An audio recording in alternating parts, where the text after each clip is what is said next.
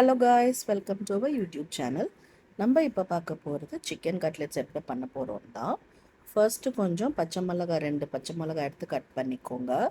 பூண்டு ஒரு 10 பல் பூண்டு, வெங்காயம் ஒரு பெரிய வெங்காயம் குட்டி குட்டியாக சாப் பண்ணி வச்சுக்கோங்க. அதுக்கப்புறம் 2 பொட்டேட்டோ பாயில் பண்ணணும். அதுக்கப்புறம் இஞ்சி தேவையான அளவுக்கு வச்சுக்கோங்க. சிக்கன் வந்துட்டு 250 கிராம்ஸ் எலும்பு இல்லாமல். இப்போ எலும்போடு எடுத்துகிட்டு சிக்கனை வேணால் தனியாக ரிமூவ் பண்ணிக்கலாம். முட்டை 1.5 முட்டை பீட் பண்ணி வச்சுக்கோங்க. அதுக்கப்புறம் பிரெட் க்ரம்ஸ், நீங்கள் பிரெட் க்ரம்ஸ் பண்ணிக்கலாம், இல்லாட்டி கடையிலையுமே நீங்கள் வாங்கிக்கலாம். பிரெட் க்ரம்ஸ் வந்துட்டு பிரெட் வாங்கி மிக்சியில் இது பண்ணிக்கலாம், இல்லாட்டி இது இங்கே பார்த்தீங்கன்னா பிரெட் க்ரம்ஸ் நம்ம வாங்கினது. இப்போ வந்துட்டு சிக்கனை நம்ம பாயில் பண்ணுறோம். அதில் கொஞ்சம் பெப்பர் பவுடர், அதே மாதிரி கொஞ்சம் உப்பு, இது ரெண்டையும் போட்டு நம்ம பாயில் பண்ண வைக்கிறோம். 1/2 கிளாஸ் வாட்டர் போடணும்.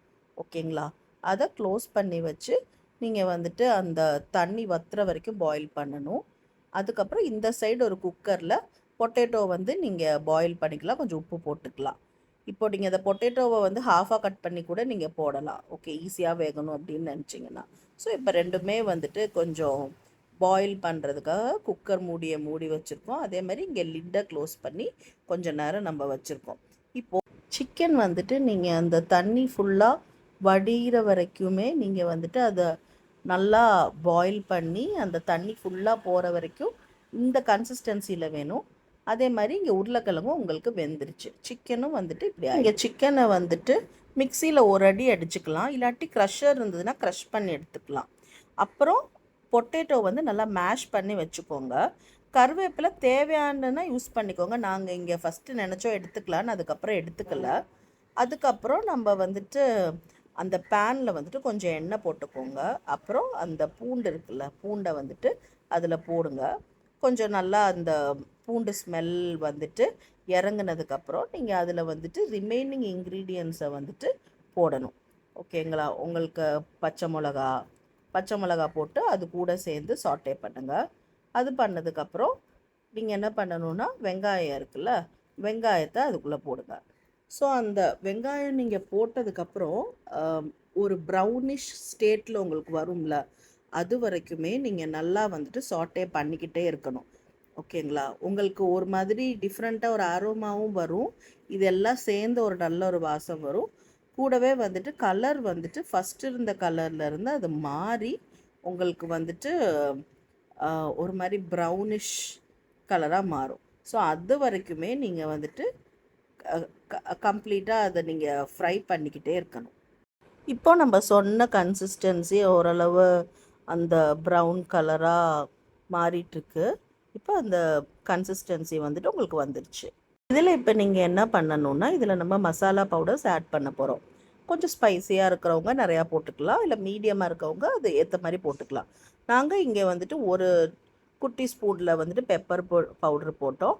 அதுக்கப்புறம் வந்து கரம் மசாலா, ஈஸ்டர்னோட தான் ரெண்டுமே யூஸ் பண்ணுறோம்.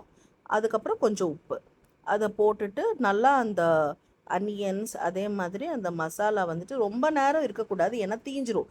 இதெல்லாமே நீங்கள் வந்துட்டு கொஞ்சம் லோ டு மிடில் ஃப்ளேமில் தான் பண்ணணும்.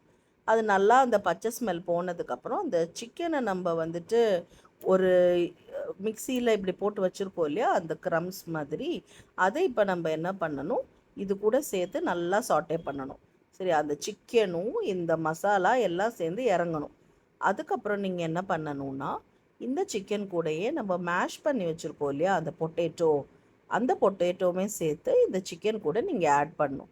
ஸோ சிக்கன், நம்ம பண்ணி வச்ச மசாலா, அதே மாதிரி மேஷ் பொட்டேட்டோ, இது மூணும் சேர்ந்து கொஞ்ச நேரம் நம்ம அந்த சட்டியில், உங்களுக்கு அது பார்க்குறப்பே தெரியும் எவ்வளோ. ரொம்ப நேரம் நீங்கள் பண்ண வேணாம், ஏன்னா அது அடி பிடிச்சிரும். இந்த பேனில் அடி பிடிக்காது, ஏன்னா இது கிரானைட் பேன்னாலும் உங்களுக்கு அடி பிடிக்காது. பட் உங்ககிட்ட என்ன பேன் இருக்குது அந்த பேன் நீங்கள் யூஸ் பண்ணலாம். அடி பிடிக்காமல் மட்டும் பார்த்துக்கோங்க. அடி பிடிச்சிட்டா தீஞ்ச ஸ்மெல் அந்த மாதிரி வரும். ஸோ கொஞ்சம் லோ ஃப்ளேமில் நீங்கள் கண்டினியூஸாக வந்துட்டு சாட்டே பண்ணிகிட்டே இருங்க. நம்ம என்ன பண்ணியிருக்கோன்னா, இதை வந்துட்டு நம்ம நல்லா மசியல் பண்ணி ஒரு தனி பாத்திரத்தில் எடுத்து வச்சுருக்கோம் சூடாடுறதுக்கு.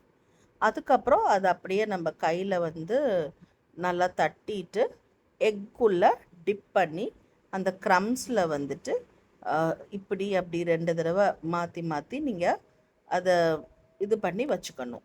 சேம் ப்ரொசீஜரை கண்டினியூ பண்ணுங்கள். கையில் வச்சு அந்த வடைக்கு தட்டுற மாதிரி இல்லை கட்டில் தட்டுற மாதிரி லைட்டாக தட்டி அதை வந்து அந்த எக்கில் முக்கி எடுத்துகிட்டு அதுக்கப்புறம் ப்ரெட் க்ரம்ஸில் ரைட் சைடு லெஃப்ட் சைடுன்னு போட்டு நீங்கள் தனியாக எடுத்து வச்சுக்கோங்க. இதே டைம் நீங்கள் அந்த பேனில் வந்துட்டு கொஞ்சம் ஆயில் வச்சுருப்பீங்க இல்லையா, அது இந்த டைமில் உங்களுக்கு சூடாயிடும். அதுக்கப்புறம் நான் உங்களுக்கு நெக்ஸ்ட் ஸ்டெப் சொல்கிறேன். பார்க்கவே நல்லா இருக்குல்ல.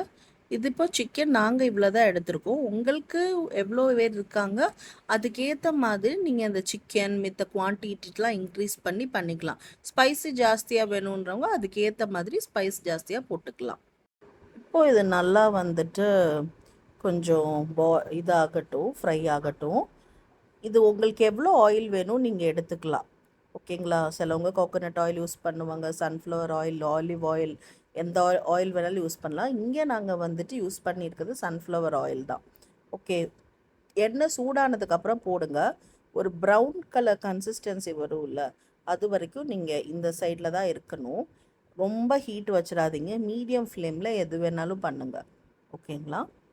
இப்போ கொஞ்சம் ப்ரௌனிஷாக வருது. ஸோ நம்ம வந்துட்டு லைட்டாக திருப்பி போட்டுக்கலாம். இப்போது ஓரளவு லைட்டாக வந்திருக்கு. ஃபஸ்ட்டு பாருங்கள் எந்த மாதிரி வந்திருக்குன்னு, ஏன்னா ரொம்பவுமே கரிஞ்சிடக்கூடாது. ஸோ அதுக்கேற்ற மாதிரி நீங்கள் வந்துட்டு கட்லெட்டை வந்துட்டு நீங்கள் திருப்பி போட்டு எப்படி இருக்குன்றது செக் பண்ணுங்கள். இப்போ பார்த்தீங்களா நம்ம ரெண்டு சைடும் இந்த சைடு உங்களுக்கு எப்படி ப்ரௌன் கலராக வந்திருக்குன்னு, இந்த கன்சிஸ்டன்சியில் தான் இருக்கணும். ஓகேங்களா. அப்புறம் இதுக்கப்புறம் நீங்கள் வந்துட்டு ரிமைனிங் கட்லெட்ஸையுமே இதே மாதிரி நீங்கள் ஃப்ரை பண்ணி எடுத்துக்கலாம். சிலவங்க என்ன பண்ணுவாங்க, தோசைக்கல்லில் வந்துட்டு ட்ரை பண்ணுவாங்க. அதுவுமே பண்ணிக்கலாம். ஷாலோ ஃப்ரை வேணான்னு நினைக்கிறவங்க அப்படி கூட பண்ணிக்கலாம். இப்போ நம்ம சர்விங் ட்ரேயில் மாற்றியாச்சு. கொஞ்சம் கருவேப்பிலையை ஃப்ரை பண்ணி போட்டிருக்கோம். டொமேட்டோ கெச்சப் வேணும்னா யூஸ் பண்ணிக்கலாம். இப்போ வந்துட்டு டேஸ்ட் பண்ணுறதுக்கு நான் எப்போவுமே கொடுக்குறது அவங்களுக்கு தான் கொடுப்பேன். ஸோ பார்க்கவே ரொம்ப எம்மியாக இருந்தது.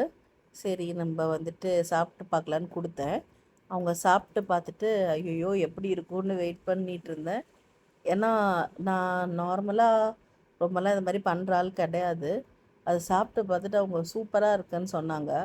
அப்போ தான் எனக்குமே அப்பாடா நம்ம இவ்வளோ நேரம் பண்ணதுக்கு நல்லா இருக்கு. So it's a first time try நான் பண்ணுறது. அம்மா பண்ணி பார்த்துருக்கேன், வீட்டில் அந்த அக்கா பண்ணி பார்த்துருக்கேன். ஸோ அவங்க மலையாளத்தில் என்கிட்ட சூப்பராக இருக்குது அப்படி சொன்னாங்க. தேங்க்யூ ஃபார் வாட்சிங் my video. If you like my video, please share and subscribe.